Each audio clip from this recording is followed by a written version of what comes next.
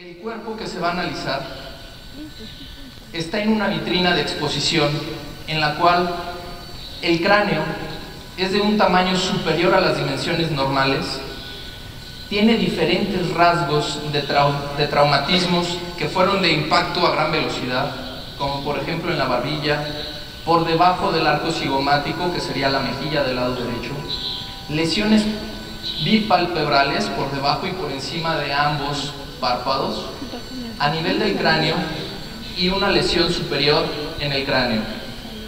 El cuello no lo podemos determinar con exactitud, puesto se encuentra cubierto con una tela que no sabemos del origen. Llegamos a suponer que por el accidente sufrió una decapitación por la diferencia de tamaños y densidades entre el cráneo y el cuerpo. Sin embargo, continuando con la descripción, podemos observar que los globos oculares se encuentran hacia afuera y no hacia adentro como ocurriría en una momia. Las momias tienen un proceso de deshidratación que provocaría que se hundiera el globo ocular. Entonces, cuando se encuentra hacia afuera, todavía conserva el contenido ocular, y esto nos permite determinar que no es una momia de desecación, como son las que normalmente podemos encontrar en las culturas que las contienen, como los egipcios. Por debajo de la protección del cuello encontramos el tórax. En el tórax contamos 1, 2, 3, 4, 5 y 6 costillas. Podríamos agregar una séptima, pero no podemos determinarla precisamente por el trapo que nos cubre. Lo interesante de las costillas es lo siguiente: aparentemente son continuas hacia el otro lado, sin embargo en este cadáver fue necropsiado, tiene una incisión en la línea media para evisceración y evitar la putrefacción del cadáver. El miembro superior derecho, como ya lo habían mencionado, tiene características muy distintas a la de nosotros, comenzando por lo que en la articulación del hombro no tiene una continuidad hacia la clavícula, no se aprecia una clavícula en el tórax, no podemos determinar que haya una articulación normal del hombro. Lo que vendría siendo el húmero es de una proporción mucho mayor a la que correspondería a un cuerpo humano normal. El área del codo, la anterior por favor, el área del codo se encuentra en una posición como si estuviera el brazo expuesto hacia adelante. Sin embargo, si continuamos la línea, vemos que la mano está en una posición de anteroversión, que se llama pronación, lo que produciría que la posición del brazo se encuentra en una anomalía anatómica, lo que nos determina que la articulación del codo es totalmente diferente a la de un ser humano. En la muñeca no se encuentran los huesos que nos permiten hacer los movimientos, que son los huesos del carpo, y continuando con la mano podemos visualizar 1, 2 y 3 falanges. No podemos determinar, porque no se aprecia en la fotografía, la existencia de un pulgar que haga oposición y permita la aprehensión, pero sí se puede llegar a determinar que este ser tiene solamente 3 dedos.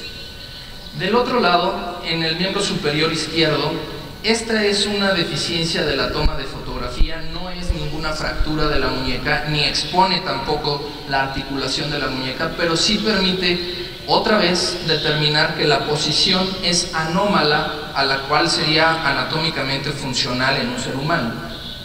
La cavidad abdominal, como dije hace unos momentos, fue totalmente necropsiada, abierta por la línea media y eviscerado con fines de conservación del cadáver. Si hubieran dejado ahí los órganos, el proceso de putrefacción y desintegración del cadáver hubiera sido más acelerado y hubiera continuado con la desintegración completa del cadáver. Por motivos de conservación y en técnicas de necropsia es necesaria la evisceración.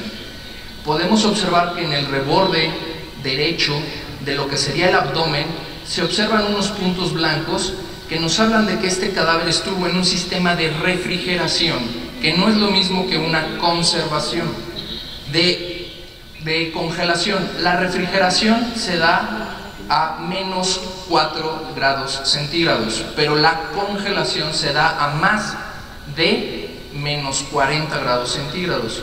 En esta toma podemos apreciar que en la región de la pelvis, lo que correspondería a la pelvis, no se aprecia ningún hueso del área pélvica.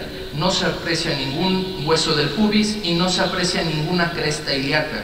Sin embargo, sí se continúa una articulación hacia los miembros inferiores. ¿Qué es lo importante de esto? A la ausencia de una articulación pélvica, estamos hablando de que este ser no tiene un antecedente de primate. Además de que coincide en el pecho con la ausencia de glándulas mamarias o pezones, lo que disminuye considerablemente la probabilidad de que sea siquiera un mamífero.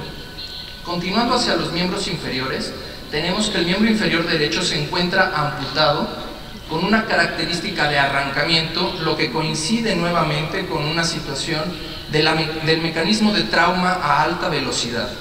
El miembro inferior izquierdo tiene una continuidad en donde no se aprecia una rodilla porque no se aprecia el reborde de la patela, que es la rótula. Lo importante del miembro inferior es que en un ser humano normal el fémur es el hueso más largo del cuerpo, pero en él está invertida la posición. El hueso del fémur de aquí tiene una distancia mucho menor a la parte inferior de la pierna, que correspondería a la tibia y al peroné. Esto es totalmente opuesto a la anatomía humana. Y continuando con el pie, vemos que la articulación del tobillo es completamente distinta, ya que no se aprecian los dos maleolos, externo e interno, de la articulación del tobillo, pero sí vuelve a terminar en 3 falanges, 1, 2 y 3. Del miembro pélvico derecho que mencioné que estaba amputado, tampoco podemos determinar la altitud de la amputación porque obviamente la placa que no se ha podido distinguir nos estorba en la descripción. La siguiente diapositiva. En comparación, podemos determinar lo siguiente. Existen diferentes procesos cadavéricos que se dividen en desintegradores y conservadores. Nosotros nos vamos a ocupar en los procesos de conservación cadavérica. Existen 2 relevantes, la conservación natural y la conservación artificial. El que nos atañe para el análisis de este cuerpo es la conservación artificial por alcoholes, formoles y formaldehídos. Esto lo podemos determinar por la excelente conservación que hubo de todos los traumatismos y equimosis que vimos en el rostro, en el tronco y en el miembro pélvico derecho, además del proceso de refrigeración a menos 4 grados centígrados que observamos en la región del abdomen. La siguiente diapositiva, por favor.